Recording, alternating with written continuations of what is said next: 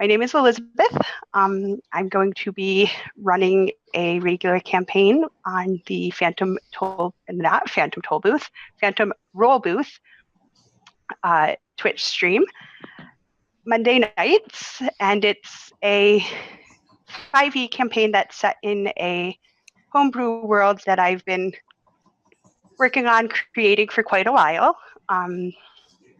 I drew a lot of inspiration from one of my favorite fantasy book series, which is The Sovereign of the Seven Isles by David Wells. It is fantastic. Almost more of a favorite than Lord of the Rings, which says a lot because I really love Lord of the Rings. So I'm really nervous. So I'm looking forward to doing this with all of you.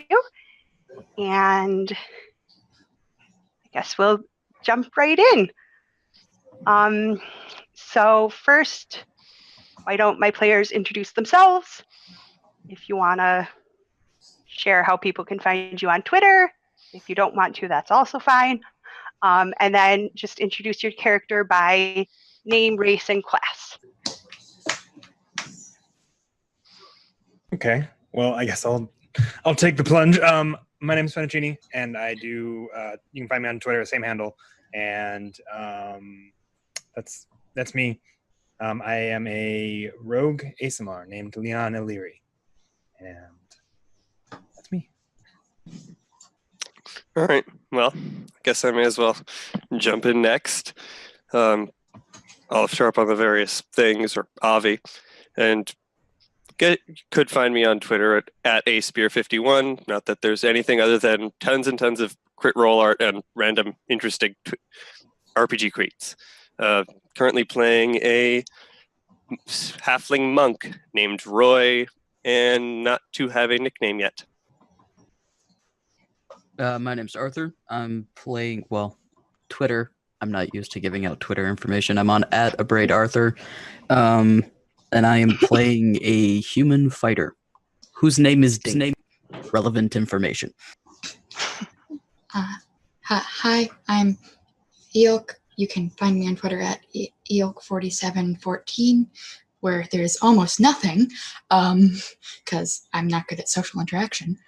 But I'm playing a Kalishtar monk by the name of Kia. Guess that leaves me. My name's Chris Geary. You can find me on Twitter at Chris Geary. That's KrisGiere. I tweet about all things gaming, social issues, and education. I'm a recovering academic. I will be playing Zagar the Jolly, a rogue warlock, former pirate. All right. And you can find me on Twitter at Elizabethsy, ELIZABETSY 77. And yeah, I guess we get started now. It's a thing we can do. All right. So our adventure is set in what used to be known as the Andari Islands. It's a set of 7 islands that were about 10,000 years ago were united under one sovereign. And for several thousand years, it was a thriving cultural hub. The islands are about equidistant from the 2 mainlands, from Anara and Moira. So there was a lot of traffic, coming to the islands. And, for several thousand years, it was at peace and really just a wonderful hub of culture. However, 2,000 years ago, the sovereign of the islands, through some set of circumstances that nobody really knows anymore, turned to necromancy and became obsessed with power and with the thought of immortality. When that happened, it caused a horrible, drawn-out civil war. And there was a mage who was leading the fight for,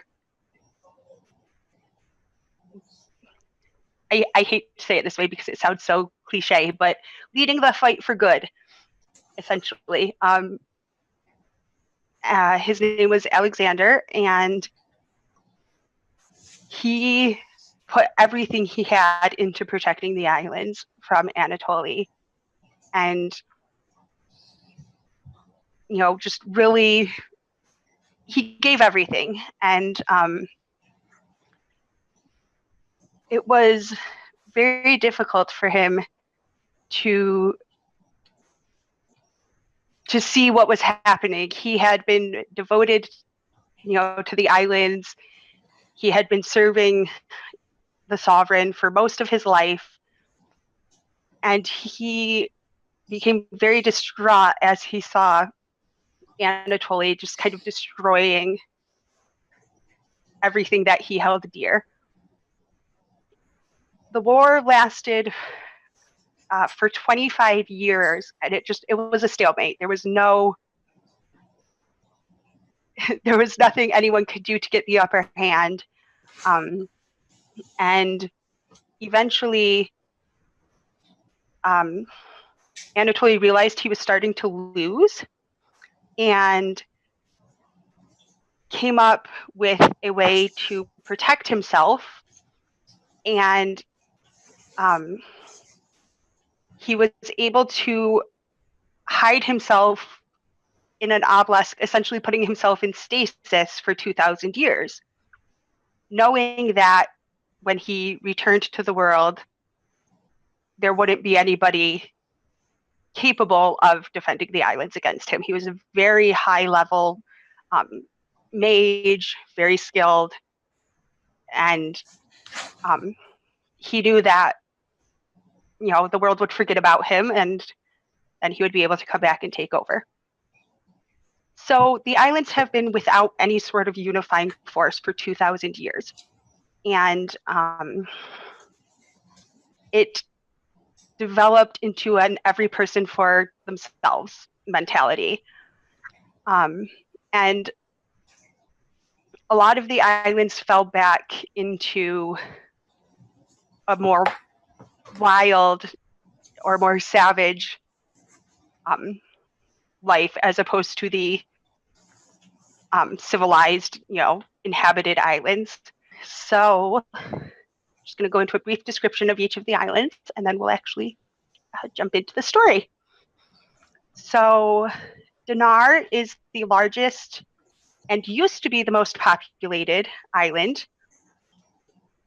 However, in the past 2,000 years, the only thing that's left is the city of Silver Coast, which is a large city. It used to be the port city where everything was happening until the rest of the island just kind of grew over and returned to more of a jungle type environment. There is, in the center of the island, a ring of mountains. And people talk about what goes on there.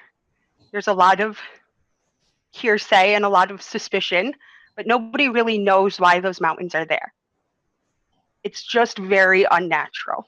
Valkyrie is where Anatoly's obelisk is standing. And there's a group of individuals who call themselves the Andari Guardians, who are waiting for Anatoly to come back, and through the family line have, vowed to serve him when he returns.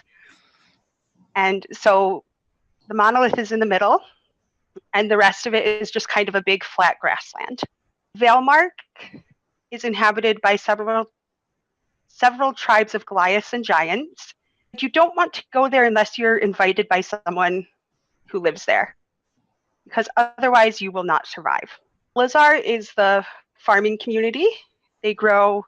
Primarily they grow vegetables and grains, but there's also some fruit, orchards, and that kind of thing. And it's out of all the islands, Elazar has remained the closest to what it was when they were unified. It's a lot of families growing up on the farm and raising families to work the farm, and they've really it's people of every race, but they've developed a very unique culture to their island. The island of Zavern used to be populated by elves. However, there's a volcano on the island which was thought to be dormant until shortly before Anatoly sealed himself in his obelisk. The volcano erupted and decimated everything. It used to be a forest of something between a redwood and an oak, so not quite as large as the redwoods, but larger than oak trees. It used to be a beautiful island, but turned into just black ash after the volcano erupted. Udakar is an island that on the top is just rocks.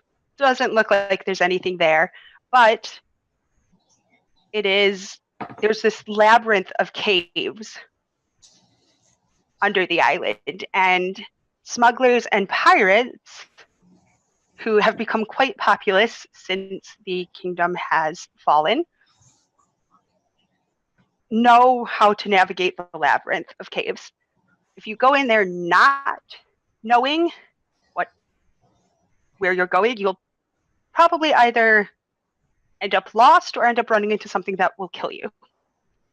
And last but not least is Abaco, which is a very rocky island, very dangerous to approach by boat. And there is a coven of witches there who they protect themselves by living on this very difficult to get to island, and it's very difficult to get to from the air because they have a guard that they all ride wyverns, so they are able to protect it from the air, and then the natural protection from the rocks. So now let's. Anyone particularly want to go first to give a brief backstory of your character? I don't mind starting again. Leon, for the most part, spent most of his childhood in the farmlands, just in a small farming village. And up until he turned roughly, I'd say his early 20s, he doesn't really quite recall it anymore, but an event led to a shift. And now he lends his abilities as they've changed to the kind of the thieves and assassins, and that's kind of where he's cast his lot recently. But obviously that may change in the near future. All right. Who's next? I'll go. I'm raising my hand as if that's a thing. Anyways, so Dink grew up on Elzar, grew up on a farm, very similar to what you just said, except he got a little feisty and ended up kind of just turning into your basic rabble rouser and started causing problems and getting into fights wherever he could for reasons. But he ended up leaving Elazar, and he's just kind of been on the road, kicking people's behinds wherever he can and learning what he can. So, Well, All right. Roy had been, as previous, if a farmer for until I guess, about 30s, and he's continued, shipments, all that. He assisted in all the product deliveries and such and shipments. And as just mentioned, the Andari Islands are a chain of islands, which includes the most common type of thieves using boats, aka pirates. So, 3-hour tour turned into a whole long thing, shall we say. Pirate bait is not fun, and but it's useful to learn skills like stabbing people and slashing them with axes, and also punching them in the face.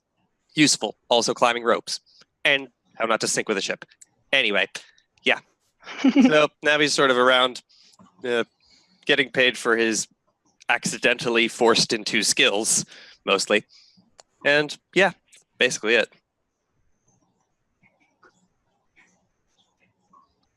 Very good. Uh-oh.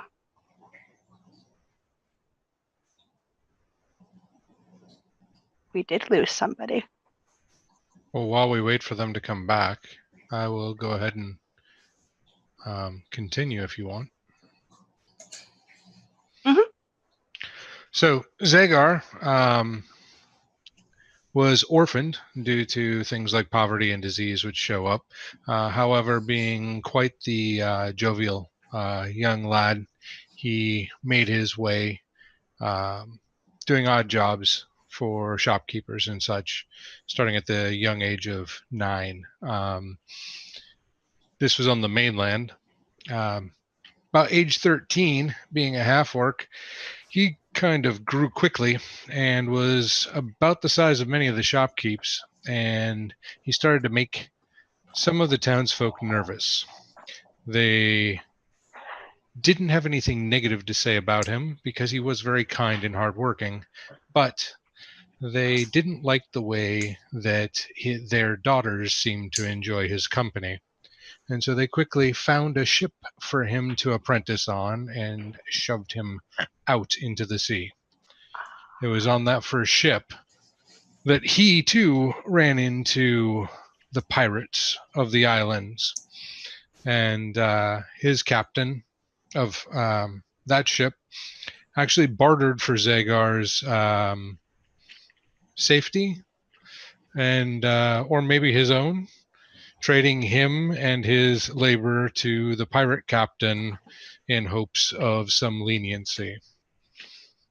So after 5 years on the sea, he as a pirate, he found himself an interesting sword that seemed to speak to him in his mind in one cache, and set out on his own to where you find him now. Over here. Okay. So my name is Jackson, and being a half-elf dwarf combination, I had a rough life growing up. I grew up with my father, who was a dwarf. From a very young age, I was part of the armory where I was making the armor, the weapons, and everything that would be used for the dwarven armies. And wished, as at a young age, working with the armies, I wanted to join the army from that young age. But because of having that elf blood in me as well, I was looked down upon and would not have been allowed to join the army. So pretty much with that in the back of my mind, I used that determination to prove that I'm proving myself as a worthy fighter, become an expert in both bow and axe. Which my mother was favored on, but being trained with other dwarves, I have just that dexterity and that rugged feel of being able to pretty much do what needs to be done, and pretty much I'm at that point where I have very little respect for people that are not proven warriors. And I always honor myself as I would honor my clan and people who I fight with. All right. So Kia was sort of left at an orphanage on Valkyrie at like when they were really young, and one day an Alvin man who called himself Alexander came along and sort of took them under his wing and adopted them. And Kia has been training with Alexander until up until a year ago, when they set off on a journey of self-discovery. And they send messages back to him whenever it's possible and that sort of thing.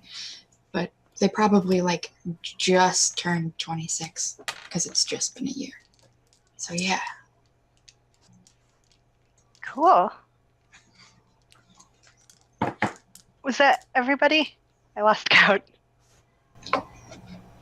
I think right. Leon still has to go. Yes. Oh, okay.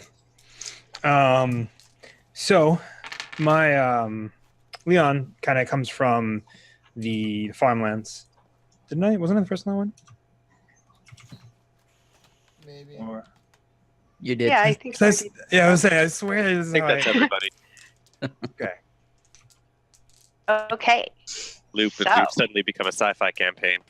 We're Stuck in a time loop. I'm not ready to run that kind of campaign. Oh boy. So, I forgot to say this at the beginning, which I definitely plan to do, but this is sort of a session 0, sort of a first session. We're going to kind of figure out if various characters know each other, where they're all at right now, and how they all end up meeting. Excuse me. So I believe 2 of you had ended up on the same pirate ship, correct? Oh, Zagar and I had discussed that. Did we finalize it? I assumed That as was the much. last I had of your backstory. It was that you ended up on the ship together. Then yes, we did. Indeed. All right. Ended up on the same ship. Cool. So the Mad Corsair is currently in dock at Silver Coast. The Mad Corsair is captained by a female human named Finn Alexander. Yes, for those of you who have watched Eric's TBD RPG on Geek and Sundry, that was Gina DeVivo's character. Yes. Finn You Alexander. had to call it the Bad Corsair. That I did not come up with the Mad Corsair. So just putting that out there. That was a player character who came up with the Mad Corsair after I decided on Captain Finn Alexander. So she's known as Finn the Merciless because of her incredible stubbornness. She gets what she wants, period, end of story. She gets what she wants. And typically what she wants is whatever will make her esteemed as a pirate. And you just came back from raiding one of the coastal towns on the mainland. It was very successful. It was a typical pirate raid. And you decided to come back to Silver Coast for repairs and restocking and shore leave. So, Zagar, I'm going to start with you. So it's an evening, and you have done, you just pulled into the dock, and you are heading to rest for the night. And as you drift off to sleep, you find yourself in complete darkness, and you don't know why, but this feels familiar to you. Okay. It's complete darkness until the sword at your side starts to glow a faint lavender color. What do you do?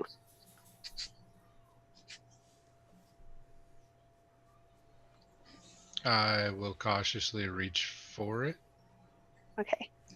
As soon as you put your hand on the hilt, you feel a ba-bum, ba-bum, ba-bum, ba-bum. And it hasn't done this before. No, it has not.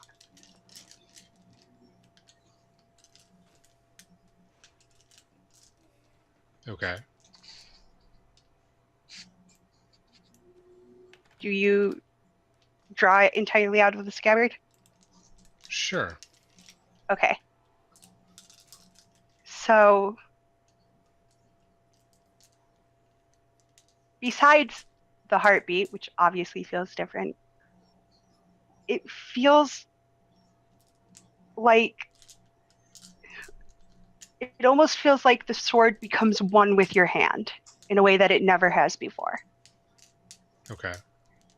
The heartbeat is getting a little bit stronger, a little bit more steady. Ba-bum, ba-bum, ba-bum. And all of a sudden, the light goes out from the sword, but you see an image of a woman. She looks to be mid 40s, maybe, somewhere around there. She has auburn hair, which is like braided and coiled up on her head. Very fine features. Very simple purple gown, nothing fancy at all. You take all of that in very quickly because her eyes look startlingly familiar, and you can't place why. Her eyes are a deep purple color. And you know you've seen those eyes before, but you can't place where or why.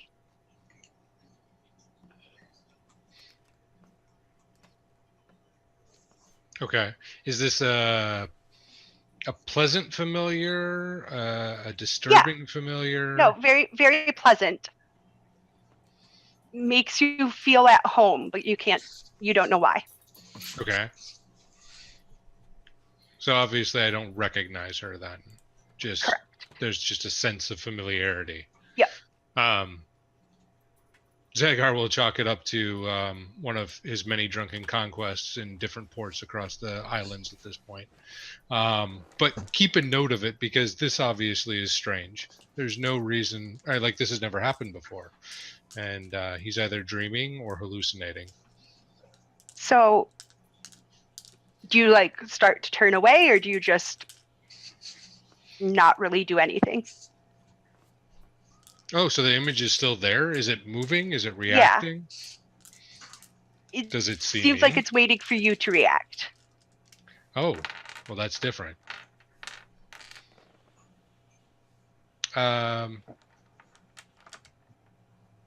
I guess at this point I'm going to stand up out of bed and give a greeting.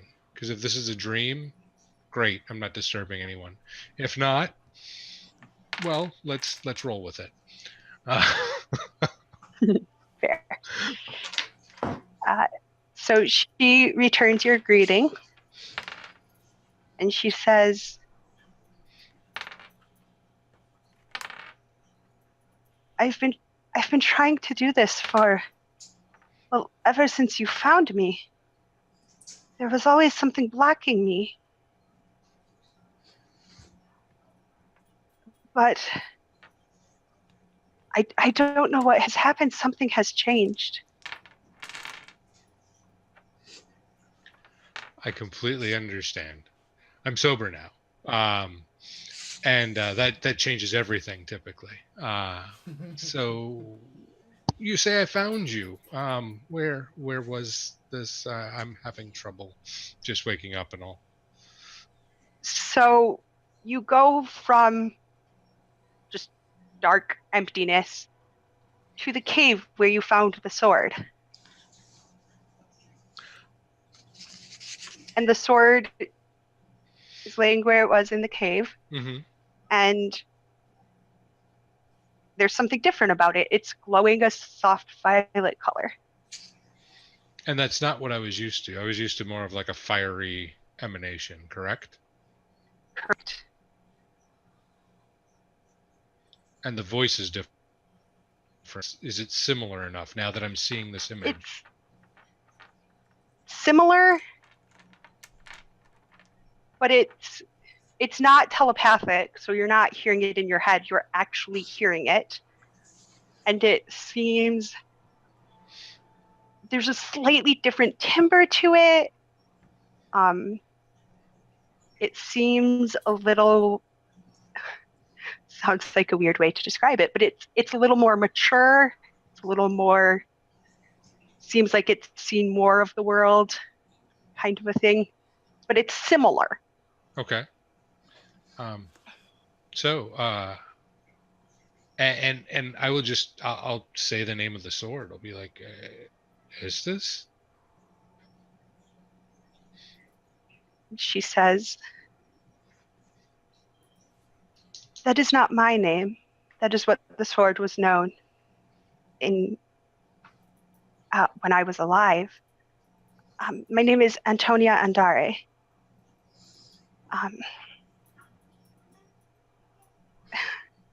When I was alive, physically, when I was physically alive, I was the first queen of the islands.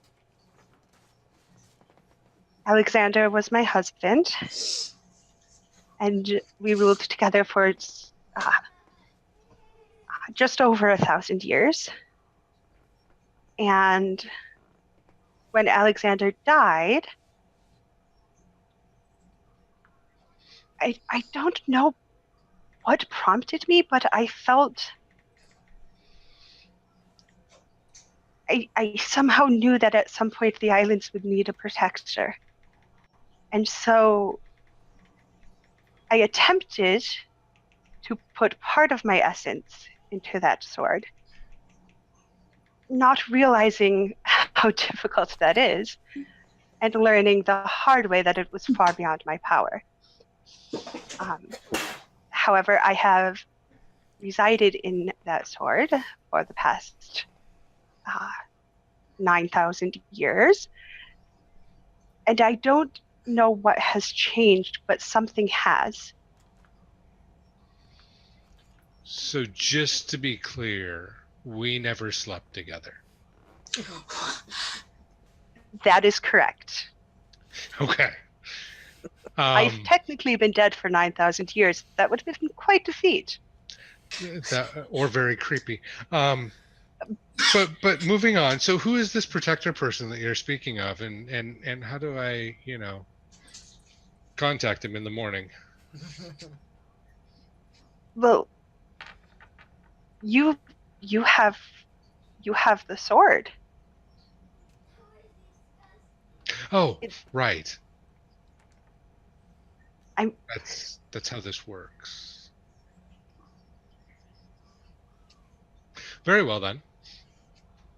I'm not saying you have to do it on your own. I don't think you'll be able to, but Oh, that should be a given.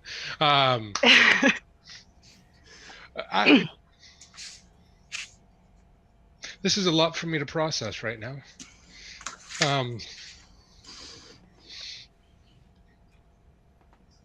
Of course. I believe that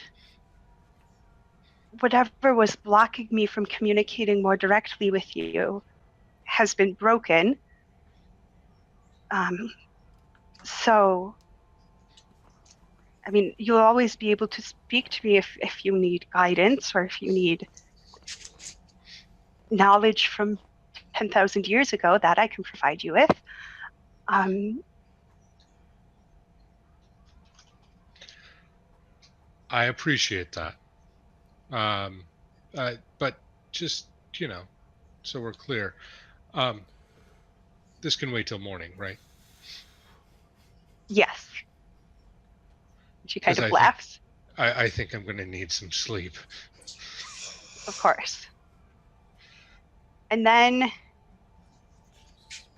like, she continues to kind of chuckle a little bit. And then things, like they do in dreams, just kind of shift. And you hear laughter. And it's full of life. It's vibrant, young, calls to mind a running stream in the way that it just, sounds like chimes on the wind. And you see a woman, late teens, early 20s, and she's in a field of wildflowers. You can tell it's Antonia, but at quite a bit younger age. And she laughs and she has her eyes closed. It's a beautiful spring day and she's spinning around in circles laughing. And she has almost the same dress that you saw her in, except it's a deep emerald green as opposed to a purple. And she, again, has her hair like piled on top of her head. But there's a couple of jewels in her hair. And as she's just spinning and laughing, a man comes up and like grabs her from behind and tackles her. And she kind of like playfully like swats him on the shoulder. She says, well, what was that for? Now my dress is going to be covered in grass stains. And he says, not only that, but you're going to be late for our coronation. And she like kind of sighs and sits up. And he says, you know Father will not forgive me if I'm late for my own coronation. Come on. And she like grabs his arm and kisses him on the cheek, and they go and walk off. And then you wake up. And it's morning and you feel well rested. So Dink is not going to believe this.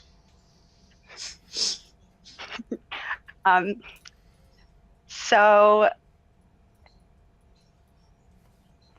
Kia, you have been trying to make your own way in life. You haven't heard from Alexander in quite some time. And you find yourself in Silver Coast, not really sure where to go next.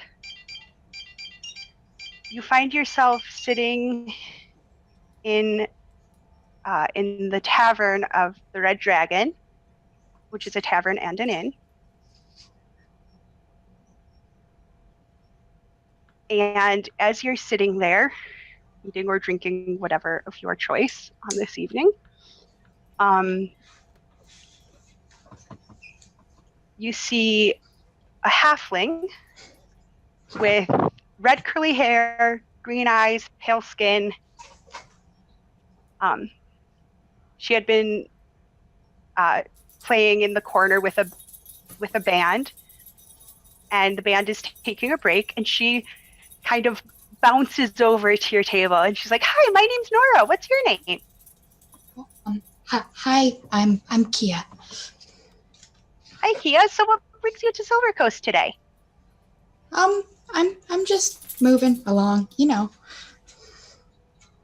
Well, do you have any plans for the next little while? Not really. I think you should stay here. This is a really cool city. And then she just like runs away and goes talking to the next person who's sitting at the tavern. Okay. If you choose to watch her, you will see that she never stops moving and she never stops talking.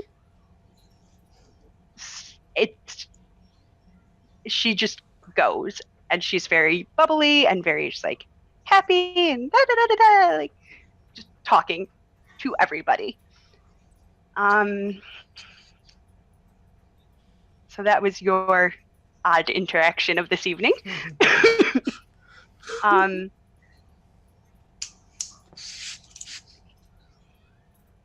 I'm so bad with names. Okay, Roy, you have been trying to make your way in the world, and Don't know which way, just away. Doesn't really matter. Yep.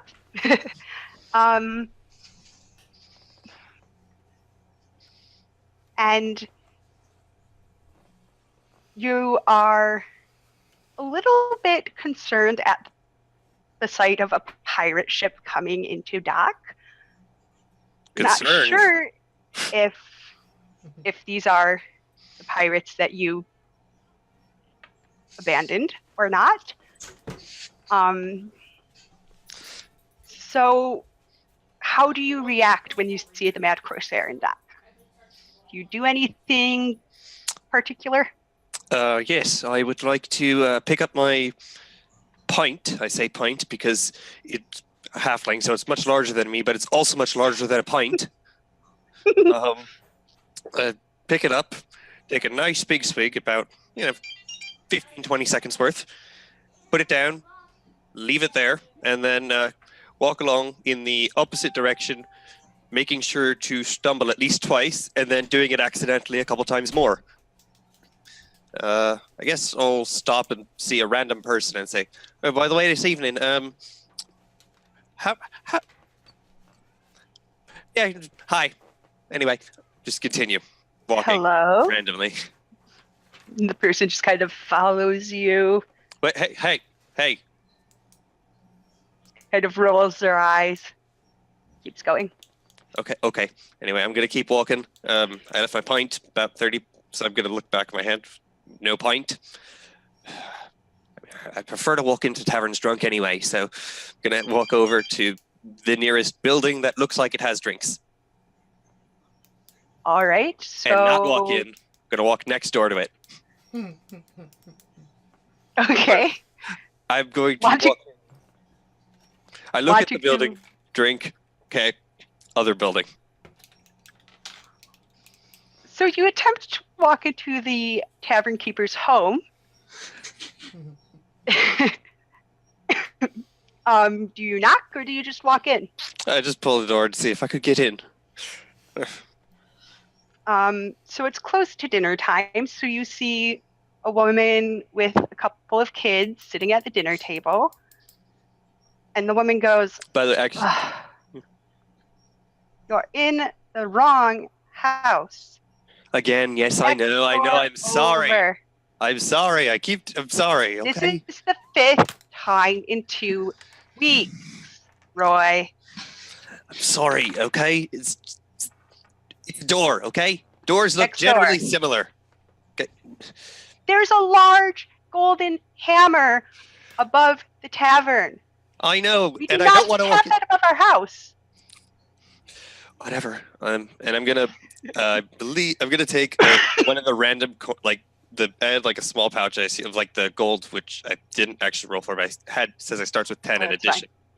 So I'm gonna take one of the little like copper, like one of the copper pieces, just leave it on the door next to a growing pile, and go into the tavern next door. She just rolls her eyes. I'd quickly check to see if my hammer axe is still there. Yeah. I think it still is. Yeah. Okay, let me go and see if it's still there.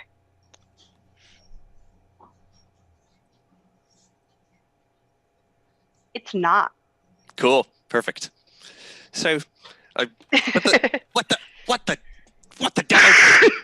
I'm going to turn around and sprint after the woman I saw, so I assume I get there in about 3 seconds. Assuming I don't fall over. Roll dexterity to see if you fall over or not. That's the check. 16. You don't fall over. However, the woman that you're chasing, as you get, like, you're about to catch up to her, she trips over your weapon, which somehow fell out of... It's just a loop. It's just a leather How loop. you were carrying it on your back? I wasn't carrying it on my back. It's just a leather loop. It's pretty easy to fall off. I usually carry it in the right way, but I guess I did that again where I just put it in the... Yep. I'll have to get that. And she doesn't quite fall. She just kind of like stumbles, and then I'm assuming you pick it up. Run over, Terry. Okay. Just gonna grab it, sheath it, and I guess walk back to. Whatever. I'm not dealing with the tavern anymore. I'm gonna go home. I guess home-ish. So I guess an inn, which is also the tavern. All right. I assume.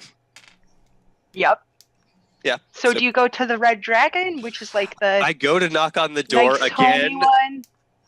I will go to the knock, the one that I was just at. I'm going to go next door, The about door to by knock the on the door. Hammer? I'm going to try and knock on it and then realize that I just was there and go next door. I'm going to slap myself a couple times. All right. Wake up. I got to go to sleep. Wake up. And then, yeah. Okay, so you are in the Golden Hammer Inn, which I was going to say is kind of small. Then I remembered you're a halfling. It's Yes. perfect size for you because it's run by dwarves. That's a all nice right. change of pace. So you are in the Golden Hammer. You see a couple of surprised looks from dwarves, but whatever, you're here, you're gonna pay. Yeah. I'll take the third strongest drink you have to bed with some milk. Also, I'm going to take a bed, probably. So the bartender, it's a dwarf who, when you walk in, he's already pouring a drink for you. He could just tell what kind of person you are. And so he goes to hand it to you, and it does happen to be the third strongest drink, which is it's deceiving because it's a very it's almost like a honey mead, so it's very sweet, but it is strong. I mean, this is a bunch of dwarves. Just out of... This is very strong. Yeah. I mean, stout Not halfling, to but play still. too much into stereotypes. I mean, yeah. But Yeah. stereotypes are stereotypes for a reason. True. Just quick remind. And then he hears you yeah. also order the milk, Mhm. and he just goes, "What the hell? Let me go see if we have any in the back." And he does. There's like clattering and a little bit of chaos, and you hear some muttering. And then Oh, finally I know he you comes have back with it. a glass of milk. Cool. And he just says, "I can't blame you for how you feel in the morning. Don't complain to me." Okay. And hands you the drinks and gives you Cool. the key to the room. Cool. Go upstairs, pour them into one glass, and take a nice big swig and go to bed. Nice. You will sleep well. Yes. All right. The classic milk and honey. Favorite vegetable. Dink, do you go on any sort of adventures, or do you just go to bed? What's your evening in Silver Coast look like now that you have come into dock? Probably gonna go check with Zagar, see if there's anything that he wants to do. Zagar! You can be awake still. We can rewind time to before your whole dream sequence. Sure. Oh, it's before and not after. Okay. It was all the same night. But What time is it? for each one of you. Roughly. I'll say you came into dock in the morning, been unloading stuff, getting repairs set up. It's like 5-ish, 6, dinner Okay. time. Yep, so That was 3 in the afternoon for me, by the way. okay, Right. so yeah. This is all the same day. Let's put it that way. You went to bed early. He was drunk. That alcohol will keep him out for a while. He was drunk. Touche. So it's around dinner time now. You've gotten repaired what you need to repair on the Mad Corsair. And now you have shore leave. Okay, so yeah, I'll check with Zagar, see if he wants to go get real food instead of ship food. Do you? Question mark. Yes, please. All right. And away we go.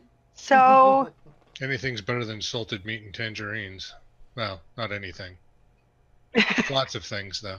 Many, it could be a many lot things. worse on ship food. You could be surviving on hardtack. Not me. So there are several options for food. The Red Dragon, like I said, is very homey. It's very welcoming. Good food, decent drink, decent price. Then you have the Golden Hammer, which is going to serve a bit stronger alcohol, and depending on what sort of food you like, might be what you're looking for. It's a lot of meat and potatoes type food. You have the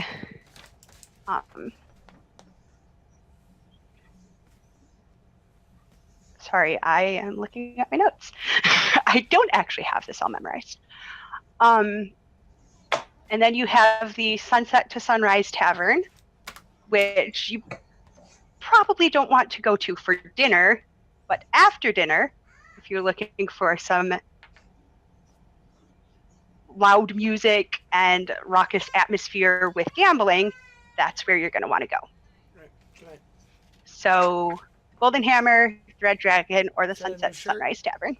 Newer. Where would you like to Have you go? worn that before? Have we actually been here before at all? So is this stuff that I would know, or am I wandering? No, this is stuff you would know. I mean, this is the main port city. Awesome, fantastic. I like it. Okay, so then yeah, I mean, Hey. I think we're going to the Red Dragon, You need to unless start Zagar has a listening to being preference. good in school. All Do what right. Mr. Barlow's The telling last you time to the do. dwarfs didn't really like We me have much. to tell him to move as far away from Daniel as we have to. But And- before or after you insulted them? 'Cause we need to get I you didn't insult them. I away just from pointed him. out that their rafters were Alright. low for anyone that wasn't a dwarf. Go to bed. Because they're dwarves. Yeah, Red Dragon. Mhm. So, I'm going to leave this up to all of you. Do the rest of you, other than Roy, want to also be in the Red Dragon? Or I'm okay with ending up there. I might have other errands that Leon would okay, take care of before, but I don't mind that being so the point that we convene. okay, going to put so you guys get to the Red Dragon. I'm going to hold that so that I only have to describe it once. So, what sort of errands are you looking to do? Being a rogue and being a rogue that has not come from the lifestyle of roguery. Leon usually starts his morning when Roy was going to sleep. 3 in the afternoon is like I love it. when he wakes up, maybe takes a sip of like some sort of whiskey or other harder liquor, and sets about for the day. That being said, his only errands were to double check on a couple of maybe younger rogues that had also were a part of the same guild that he belongs to, which I'm kind of imagining something a la like old timey version of the guild that John Wick was a part of. I don't know if any of you know that, but it's basically really fancy. It's just fancy assassins. Coins are a lot easier to come by around here. Yes. So, but responsible, that sort of thing, just doing a couple checkups and then seeing if there's anything worthwhile taking on the bounty boards before heading over to the Red Dragon to maybe talk strategy or maybe just relax. Okay. Excuse me. So, hold on. Let me get another cough drop.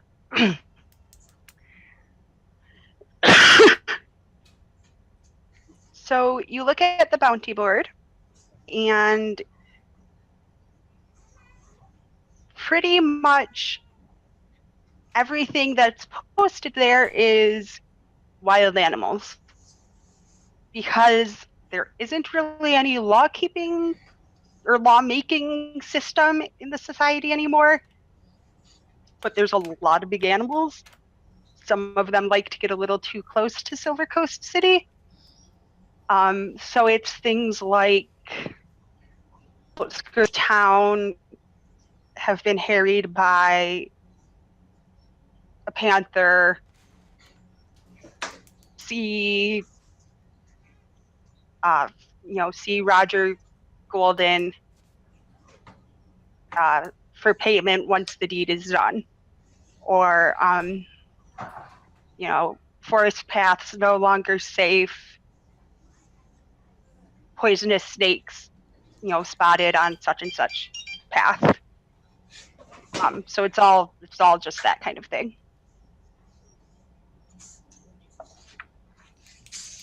Okay. If I don't see any actual assassin jobs at the guild, I will then probably check up with the couple of rogues that I've kind of been either teaching or at least guiding as best as I can, depending on what their goals as rogues are. Okay. Dispersing knowledge that I have, and then going from there to the Red Dragon. All right. And I can't remember your name or your character name. I'm sorry. Juxon. But Cubby. Cubby Yes. or Juxon.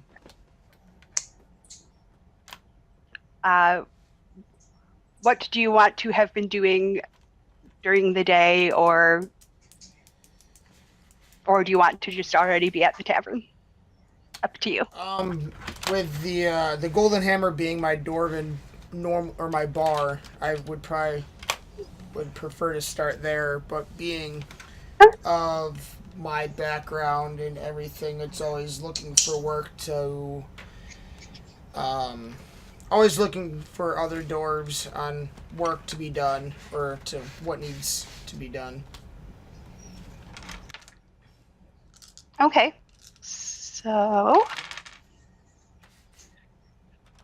that actually is perfect, because now we have 2 people in the Golden Hammer. So I'm trying to be good where I want to go from here. So we'll start with the Red Dragon and then shift to the Golden Hammer. So the Red Dragon it's a very simple building, and it has a carved sign, and there's a dragon that's painted red, and it has, in a fancy script, it says the Red Dragon Inn. And then underneath that, in small black letters, it says, tall or small, you'll fit right in. So as you enter the tavern, it's one large room. What's unique about it is along the back wall is the bar. Half of the bar is about like 3.5, 4 feet from the ground. The other half of the bar is 1 foot from the ground. Because this inn, as you all know, is run by a half elf and a halfling. So the halfling is behind the shorter bar, and the half elf is behind the taller bar. There on the left side is a fire. Nope, that's the right side, Betsy. On the right side, there's a fireplace, and there's like piles of cushions, and couches, and it's there to make you feel comfortable, like you're sitting in front of your own fireplace. There's tables scattered throughout. It's getting to be dinner time, so there are several tables that are occupied. You see there's a half orc and a dwarf who are sitting at a table together. There's 2 halflings who are actually sitting on the bar talking to the half elf bartender.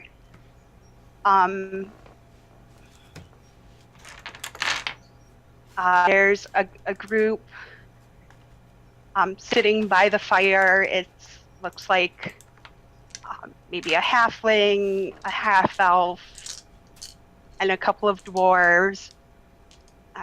You see a group of half elves who are sitting at a big table. They've pulled a couple of tables together. And you see Kia sitting wherever they choose to be sitting.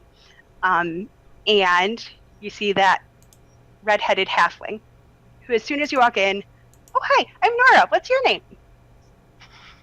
To every single one of you in that exact way. She doesn't even give anyone time to answer. She says, "So, do you want something to drink? Maybe you want something to eat? What can I do for you? Do you need a room?" That's a lot of information really quickly. Yes. Not to the room. We're not staying, are we? It's nicer than the boat. Yeah. Stay? Good point.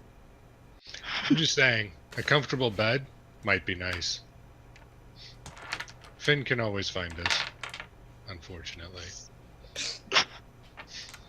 I blame you for that. Oh, were you on the Mad Corsair? Oh, I've heard a lot about Captain Finn. Is she really as stubborn as they say? What's it like being a pirate? She's wonderful. And he'll then turn his attention toward the bar. Goes, Gonna "Hey, go with him. have a good Yeah. evening. Bye." And goes off to talk to the next group of people. So, which side of the bar do you approach? The tall side. All right. Oh, one detail that I did forget to add, which was very important, is all of the tables and the tall side of the bar are easily accessible even if you are small of stature. It's almost like there's like steps built into the chair, so that if you choose to, if you're there with someone who's tall and you want to. Does it have like the rungs on the bar together. stools so you can just like hop step one up Yes. up to 2 and then you're in? Okay. So you could both sit comfortably at the tall side of the bar. So you see a half-elf gentleman. He's got long black hair, and just has a very simple 2 braids, on the side, and then the rest of it's hanging down. But it's just to get it out of his face as he's serving food and drink. And it's very clear that he does have elven heritage. He carries himself in a very not obnoxiously proud way, but just in a very like I'm sure of myself kind of a way. But as opposed to the soft elven features that you would expect, he has a very defined jaw, a very strong, nose. And so it's a little bit disconcerting just because it's unexpected. Because in most half elves, the elven traits are dominant. But he finishes wiping up a mug and he says, hello, what can I get for you? Food, drink, something other than the ship. What do you have? What my Well, good friend here is trying to say is that we'd like a nice plate of some whatever you have cooking that's fresh tonight, whatever the all special. right, And then I can do that. 2 rums and 2 large ales, because you can't go wrong with rum and ale. I like the way you think. And he turns to the little, turns to Nora, the little halfling, as, just says, did you hear? Totally just lost his accent. Did you hear their order, lass? She goes, yep, I'll go get 2 house specials right away. And bounces off. There's along the back wall, there's a door to the kitchen. She goes and he pours you your ale and your rum. He says, so, did you just come in with the Mad Corsair? Mm-hmm. Very good. And he's just making small talk, so, how long are you going to be in town for? Don't know. Until we're fully supplied, right? That's fair. What he said, yeah. And then Nora comes scampering back. It's difficult to understand how this very small, petite halfling is carrying 2 huge plates of food. But she does it. And she sets them down. No, she hands them to the half elf. Because she tries to set them down and realizes she can't reach the counter. So she goes, here, Eldon. And she looks kind of sad for 0.2 seconds. And then she runs off to go talk to somebody else. So what you have is there's a fresh salad. There's like a steak. It smells amazing. The spices that it was marinated in, you're not sure what they are, but it smells spicy, salty. There's some herbs mixed in. Smells delicious.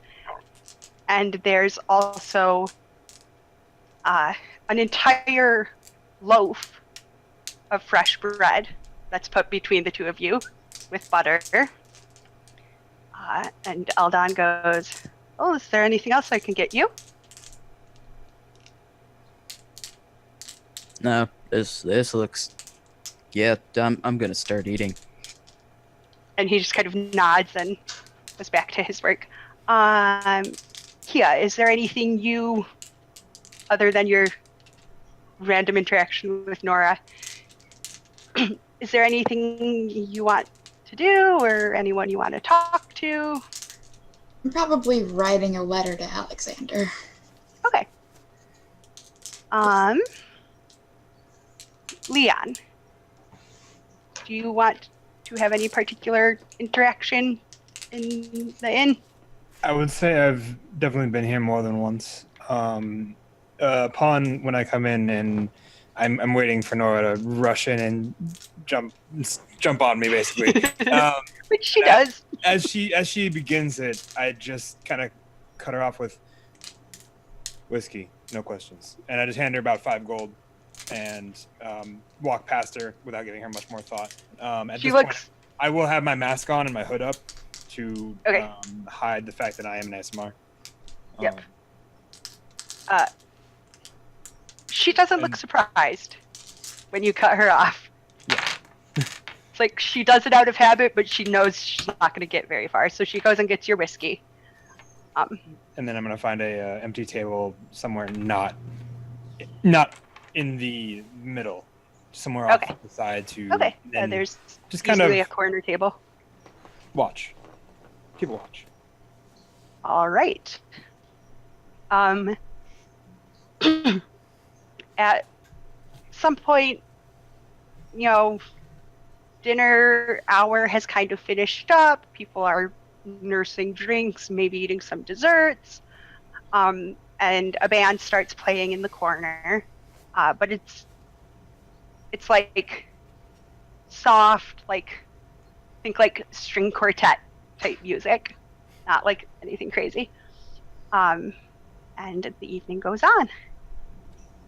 Now we are going to shift to the Golden Hammer, which is a very different environment, very loud, very kind of jovial. There's a lot of shouting, a lot of teasing each other. It's so Roy is asleep Well, I was gonna say. for now. Yeah, I was gonna say at some point later, early night, it's something. But yeah. So I guess we'll say now it's after dinner. So if you wanna, Oh yeah, I was gonna So say after around 3 o'clock in the afternoon. 9:45, 10:30, something like that. I'd say he wakes up, rolls out of bed on that thing where you roll off bed and you catch yourself, but you're still on the ground already. yep, Oh. done that. All right. Okay. Looks under the bed. Oh, someone left a copper. It's just copper. Sticks it Awesome. to his pocket. Goes downstairs. Is the drink empty? Yeah, it is. Okay. Gonna head downstairs with the glass, put it on the counter, put on a silver on the counter, because I guarantee they were restocking that. I have a bit of a sleep drinking problem occasionally. Just don't worry about it. Occasionally you might find a keg empty in the morning. It's fine. The So dwarf just looks at you. All right then. well, I mean, are you new here? Are you new here? Well, I haven't worked the bar before, if that's what you're asking. Ah, that explains it. Yeah, we have an arrangement. A few things going around. I haven't gotten my nightly yelling at yet. Anyway, I'm sure I'll get it soon. And I walk out with my axe, everything set up, and I'm going to try and sneak over to the pirate ship to see if I recognize it. Okay. Stealth check. Or no. That would be a perception check. Oh, okay, See because I if was going in to the dark sneak over. It's not Yeah. the flag. Okay, sure. Oh, I was It's so dark. close There's to a natural pirates on 20. board still. That was so close to a natural 20, but it wasn't. It is, however, an 18, so that's not bad. Okay. This is not the pirate ship that you were dreading seeing. Okay. However, that pirate ship and the Mad Corsair have been in more than their fair share of scuffles. Yeah, does seem a bit And- familiar.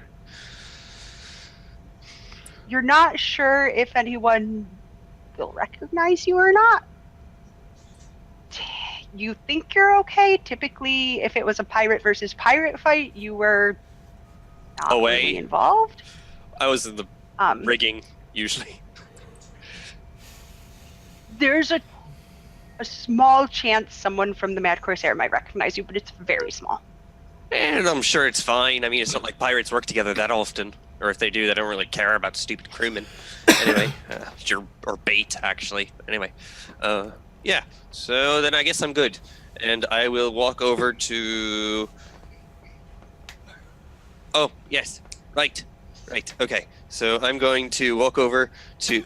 So what area of the town is like the Red Dragon Inn is nearby a bunch of like houses and like other shops, like the more expensive shops, or is that like? So the setup of the city is very interesting. It's almost a perfect circle, which is very bizarre. And it's kind of set up into 4 quarters. And in the center of town is I almost called it the town square, but it's a circle.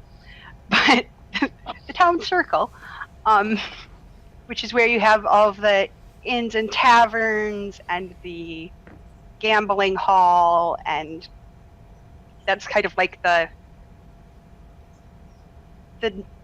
nightlife gathers in around the taverns and the gambling hall. So it's actually not that far between any of these taverns and inns. The way that they all get business is they all cater to a very different type of individual. Mm-hmm. So in between, I would like to go to. Remind me. Basically, I was trying to remember where trying to figure out where the store with like the clothing thing is. Like clothing, like just. I would assume I have other clothing besides the stuff that I'm currently wearing, because I'm sure by now it's gotten. Well, there's a hole there where I got almost stabbed, and there's a bunch of a hole here and a hole here. There's a bunch of milk and honey over here and a hole there. Yeah, I'm gonna switch it up a bit. Right? Why not? You know, pants are fine. I do want to switch up the shirt. I have to do this once in a while. So it's definitely closed. Yep. If it's 9:30 or 10 o'clock. Yes, it is. Just want to remind myself where it is. Right. So from the town, like from the center of town, there's like 4 spokes of road. So if you go north, you will pretty quickly find you'll find Stefan's Tailoring, we'll call it, run by a human gentleman, and it's like tailoring and like sells finished articles. Okay. So it's north, and then not very far, and it's on your right. All right. So I'm gonna head up there and look for the job board there.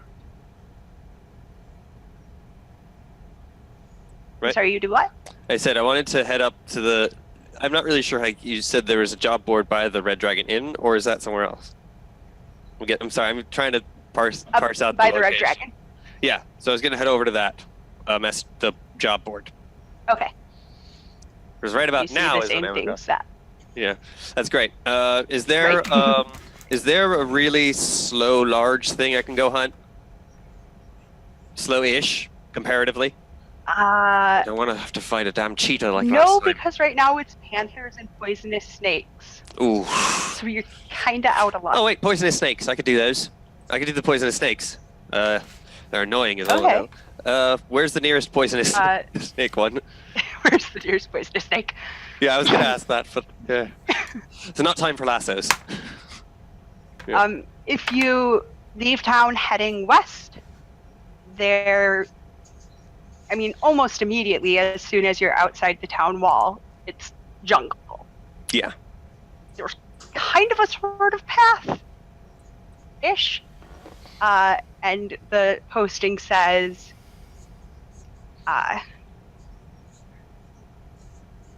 half a mile along this trail, there's a nest of poisonous snakes, and it says, see Forrester Smith. Oh for God, reward. not Smith. All right, fine, never mind. I'll go into the inn. Oh God, not Okay. Smith again. I am so sick of it. He asked me to punch a damo. Nope. And I'm going as to soon as you punch. open the I door, will as I walk in. I will punch the board because I'm just sick of working for damn Smith. okay. Just like damn it, Smith. As you are very well aware, Yes. Nora runs up to you. Hi, what can I get for you? Do you want something to drink? Do you want a seat? Do you want a bed? Oh, hey. What Hi, do you Nora. need? How are you? How are you, Nora? You doing I'm well? good. You're doing well? Yeah, everything's great. What's been going on around here? A whole lot of people eating things and drinking and staying the night, and we have some nice music. And yeah, not really anything too different around here. Well, they never are, but still nice to know. So yeah, let's go with surprise me with something randomly sweet. She looks at you for a minute and she says, to eat or to drink, or both? Now that you mention it, I suppose a small drink wouldn't hurt as well, but yeah, mainly to eat. Okay. I mean, you know how this works. She runs behind the bar. And pretty quickly she comes back with it's a sweet one. It's not a cinnamon roll, but it's like there's nutmeg and cloves, and as you bite into it, there's like a apple pie type filling in the middle. So yeah, I'd like to sit. Oh, sorry. Nope, sorry. I'm getting distracted. She also brings you a small, a shot glass of a dessert aperitif. Nope, that was the wrong word. Aperitif comes before the meal. A dessert drink. So I'm going to sit next to Kaya. Kaya, it's pronounced right, by the way. Yeah. Okay, so I'm going to sit on there's probably a couple. I'm going to sit on a chair right next to her, put the drink opposite her where she's sitting, and have the food right in front of me, and say, okay. So, what's good? What you writing? I'm gonna. A letter. Ooh. And I'm gonna pause there because. Yes, I've been I'm going gonna forever. go back to the golden hammer. No, that's okay. So. I am so sorry, Cubby. I still can't remember your character name. Jackson. I will get it. So. I just kind of remember it as juxtaposition. Just a short. That's good. That's gonna help me. You're at the Golden Hammer. Are you doing anything particular? Well, before 10 o'clock at night? So are we sitting at the 9:30, 10 o'clock time, or are we earlier in the day now? It's up to you. The rest of them are at 10 o'clock. What do you... if there's stuff you wanted to be doing during the day, we can do that. I end up... Let's start at midday, mid-afternoon. Okay.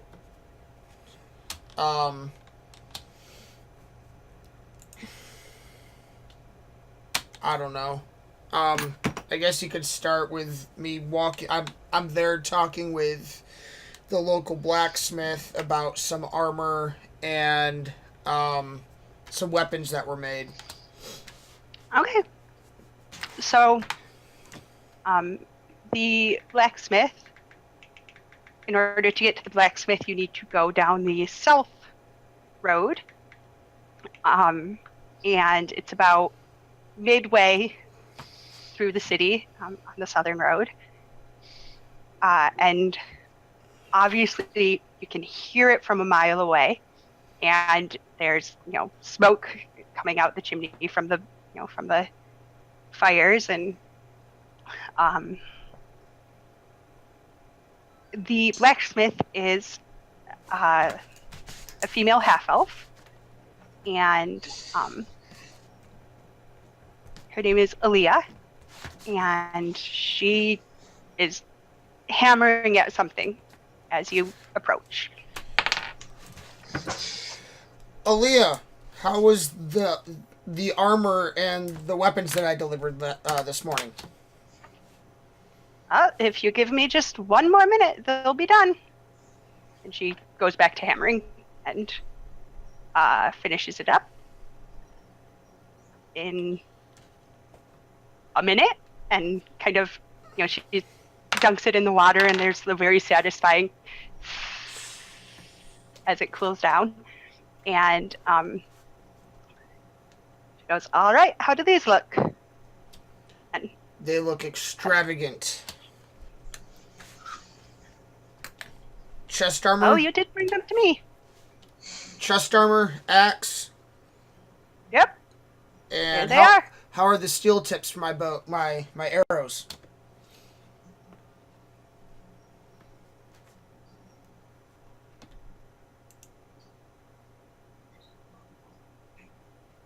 having a hard time hearing you. How are the steel tips for my arrows? Oh, I finished those first. Good deal. How much do I owe you? Uh, she kind of looks like she's not quite sure what to say. She says, "Oh, don't worry about it. It was easy." She starts to blush the tiniest bit. You know, being a Dwarven ranger, I can't let you go and not... Because I'm happy to help a friend. Really, it wasn't that much work. And, like, abruptly turns away. Okay. I guess I'll take it for free. If you so insist. Yeah, it's fine. Don't worry about it. If you need any help with any work, please let me know. Okay. She, like, is fidgeting with, like, her hair. Just in general being awkward. I walk over to her, I grab my gear, and I put it on and put the arrows in my quiver, and kind of walk away. All right. Kind of start heading back to the Golden Hammer. And you can hear her as you walk away, just going, "Oh, can't believe I did that." And then she goes back to work. I kind of smile and chuckle as I walk away. All right. Anything else you wanted to do before nightfall? I'm going to head towards the Red Dragon. And knowing that there is that job board there as well, I wanted to check that out. Just to kind of see what was on that board. And if there was anything interesting to possibly go hunt. But being a ranger, I don't mind doing the odd job for myself, as I'd rather work with and for other people. Okay, so, there's the snakes and the panther. Of the snake's paper. What was that? I said, well, there's half of the snake's paper. Oh, right. So you see a paper that says Poisonous snakes, and that's all I see. outside the city, poisonous snake. And that's all. And then I kind of look at the board, and I'm like, why is there there's never anything good to hunt around on this island. There's nothing. And I kind of punch the board and just walk into That the poor Red Dragon. sideboard. Dead in that spot. Damn Panthers, why won't you die? Okay. Is there anything else anyone else wants to do? Or are you all in the Red Dragon? Go outside and see what happened. I heard another thunk that was not me punching the... I was like, who else hates them that much? And just quick look outside and go back in. As I walk into the Red Dragon, I said, that damn job board doesn't have anything good. Oh, I know. And Apparently you get some sympathy. I'm sorry. Excuse me. Go back into the table with a different table, just random one. Oh, so you don't want to continue your conversation with Kia? I thought it was over. I said, what you writing? She said a letter, and I was like, they said a letter. Oh, that was all you wanted to do? Yeah. Okay. I just wanted to make sure because I had put that on hold. All right. So it's 10 o'clock-ish. If there's continuous drinks offered, you're not going to get any warm food at this time of night, but if you want something, we'll be happy to accommodate. And the night is just going. The band starts to become a little bit more lively. It's a bunch of halfling bards who are playing various instruments. Every once in a while, Nora will jump in with her violin, but anyone who's spent any amount of time in the Red Dragon knows that Nora invariably will get distracted in the middle of a song and run off the stage and go talk to someone. Do I notice any other members from the guild that I'm at?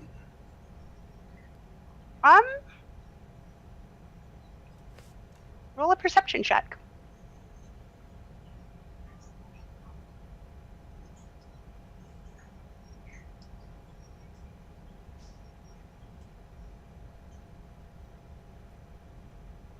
$16.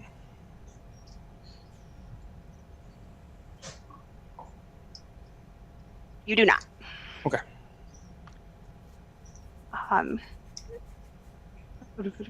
So, as the night goes on, things are starting to wind down a little bit. Folks are kind of starting to go up to their rooms or, wander out. At one point, there was that large group of half-elves. There starts to become a little bickering back and forth about, it seems like it's about a bet that was made last week, and one of them is convinced the other one was cheating, and they start to get riled up. I was like, how could you cheat me out of my money? That's not, we play fair. I can't believe you did that. Da da da da da. It looks like it's about to start getting violent, and the halfling bartender, Marla, who is very matronly. She's the kind of person who's just everybody's grandma kind of a person. But so this half-elf goes up and raps on the leg of the table and just says, ahem, not in my tavern. You want to get violent, you go to the Golden Hammer. And they all just go dead quiet. Yes, Marla. Sorry, Marla. Of course, Marla. And they just go silent. Except for the two who are bickering, who just walk out. Presumably going to the Golden Hammer. And shortly after that,